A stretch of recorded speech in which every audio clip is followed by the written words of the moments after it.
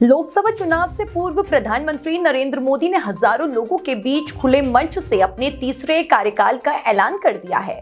PM ने मंच से जब यह कहा कि मेरे तीसरे टर्म में देश की अर्थव्यवस्था दुनिया में तीसरे पायदान पर होगी, तो सबकी जुबान पर 3 राज्यों के विधानसभा चुनावों में भाजपा की हालिया प्रचंड जीत का जिक्र था।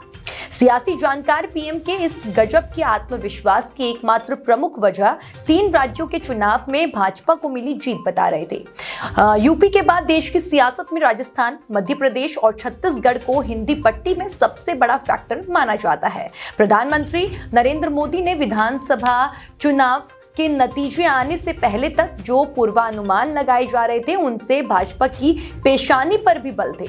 राजस्थान को छोड़कर मध्य प्रदेश और छत्तीसगढ़ में विपक्ष अपनी निश्चित जीत का दावा कर रहा था।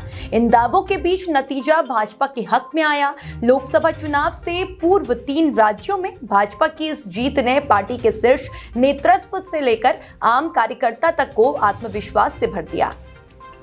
यही गजब का आत्मविश्वास प्रधानमंत्री नरेंद्र मोदी के चेहरे पर साफ दिखाई दिया।